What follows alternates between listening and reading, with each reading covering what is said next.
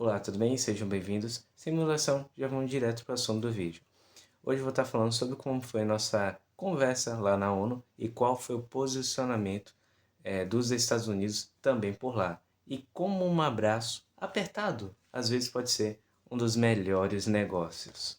Como você já sabe, houve uma conversa entre os presidentes, segundo Donald Trump, que foi muito amigável e que, digamos que os dois teve uma certa química. Estranho, mas enfim, né?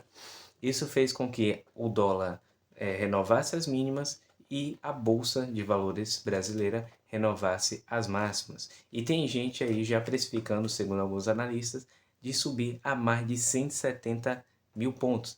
É muita coisa mesmo. Eu acho difícil, né? Aí é um positivismo muito estranho. Me preocupa um pouco, já é um pouco mais minha opinião, a questão da gente sempre viver de trade, né? Essa avaliação do risco Brasil, porque assim, se houver uma melhora, beleza, todo mundo sai feliz, todo mundo quer dinheiro.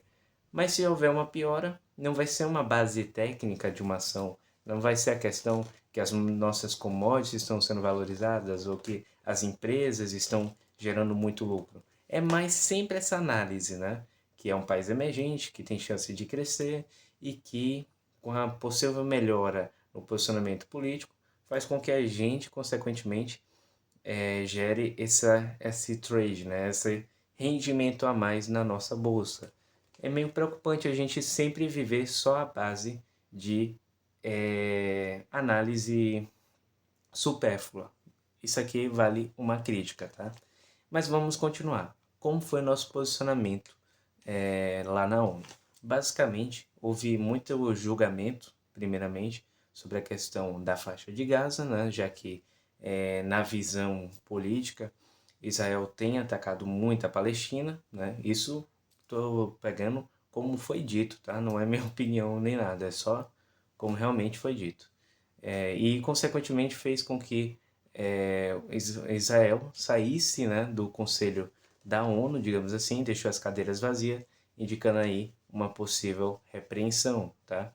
E também do julgamento, né, dos Estados Unidos sobre, né, as questões políticas aqui no Brasil, como o caso, né, que você já sabe, porque eu descobri que eu nem posso falar o nome para estar comentando. É difícil fazer vídeo aqui para vocês. Vocês acham que é fácil? Não é não.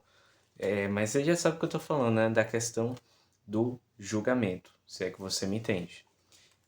E a questão também que existe a necessidade de estar regularizando as redes sociais, né? Para fazer com que, segundo ele, tá? Os crimes na vida normal, na vida real, sejam julgados também na vida virtual, como deveria ser, segundo o presidente, né? E, consequentemente, houve uma reação do parte do presidente dos Estados Unidos que visa a liberdade dos americanos e também evitar possíveis censuras e repreensões, independente de qual sistema judiciário, digamos assim, né? Então, você entendeu a farpada por aqui, né? A questão da censura, né? Não posso falar muito as palavras aqui. E bom, não o suficiente, a gente sabe também que a taxa Selic vai ser mantida, segundo o Copom, por conta da estabilidade política, como eu falei, né? Tem suas vantagens e desvantagens, né? Da gente sempre depender desses possíveis trades, né? De risco Brasil. Faz com que a gente fique muito dependente de boas notícias sempre, o que é ruim. E no caso, como a gente não tem tantas notícias boas agora, que está vindo uma notícia interessante por conta dessa conversa que pode haver entre os dois presidentes, o Copom decidiu manter a taxa Selic a 15%, com uma possível queda só em 2026, ao passo que existe também a desaceleração da economia, mas também existe, segundo o Boletim Focus, possíveis índices da inflação que estariam voltando a seu eixo. Então a gente está tendo uma coisa muito interessante. Temos uma taxa Selic a 15%, mas temos uma bolsa que possivelmente pode estar subindo. Então a gente pela primeira vez, a gente tem os dois melhores cenários, ou seja, não tem como você errar. Se as coisas derem certo, vai ser um dos momentos melhores para investir de toda a época, de toda a face da Terra, porque se você errar, você acerta, entendeu? Não existe, entre aspas, risco quando a taxa Selic está alta e a bolsa também, porque os dois lados continuam extremamente atraentes. O ruim, né, dessa questão é que, claro, a gente fica muito preso, né? Consequentemente, as pessoas não vão poder realizar compra, tudo, né? Como eu mencionei, 15% é muito, é como se fosse um freio para a nossa economia, mas isso é necessário para manter as coisas no eixo, né? Ao passo que a gente precisa ter novas notícias para melhorar nosso mercado, né? Um outro detalhe também, existe a questão, né, para ganhar votos, digamos assim, mas é claro, próximo ano você já sabe como vai ser, né, de eleição, então não espere o mínimo disso, né, que é a questão da MP 1300, onde vai aumentar, né, vai diminuir, digamos assim, a barreira social de distribuição de energia gratuita para pessoas, né, famílias que consumam no máximo 80 quilowatts por mês. E, claro, recebendo salário mínimo, que esteja de acordo com o cadastro único e por aí vai, né?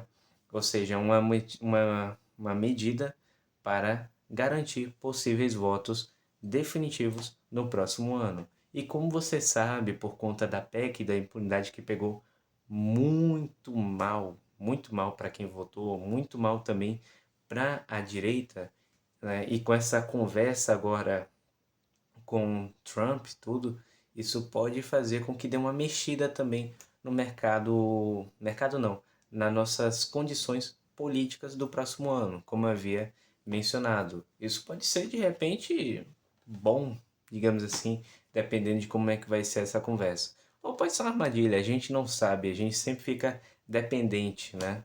O que é sempre ruim para a nossa economia. Afinal, se a gente depende de notícias boas o tempo todo para o Brasil ficar para funcionar, então quer dizer que a gente vive só de trade, né? Não vive de geração de riqueza, que é o principal. Mas vamos voltar. Dentro desse MP 1300, existiam pontos que poderiam fazer com que, por exemplo, a geração de energia individual se tornasse muito cara, né? Isso abriu um alerta para quem trabalha no setor, para quem vende esses sistemas também, que consequentemente essa pressão toda fez com que criasse uma nova MP para julgar essa questão de novas tarifas e novos custos, para ver se realmente continua valendo a pena a geração de energia individual. Por conta também, né, um outro motivo do porquê teve esses pontos de pressão, né, nessa MP de 1300, foi a questão que, segundo a rede elétrica, a gente fornece tanta energia que existe excesso de energia no sistema. Isso acontece em todos os países que colocam energia limpa. Esse é o maior gargalo que tem. Por exemplo, vou dar um exemplo aqui. Lá na Argentina, né? Acho que foi a Argentina. Ela era um dos maiores na questão de fornecimento de energia. Mas justamente com essa questão de distribuição da energia da rede elétrica, consequentemente gera excesso e o excesso a gente não consegue dar conta, que gera problemas e manutenção. Todos os países enfrentam a mesma questão o tempo todo sobre energia limpa. Por isso que ela nunca alavanca, nunca sobe. Você pode ver várias notícias de geração de energia, mas elas nunca mudam de fato o rumo da história, justamente por conta dos problemas impostos e essa questão de distribuição da energia na rede elétrica. E deixa eu ver se tem mais alguma coisinha. Ah, sim, Bitcoin, Ethereum e Solana. Como você já sabe, teve uma queda muito brusca, tá?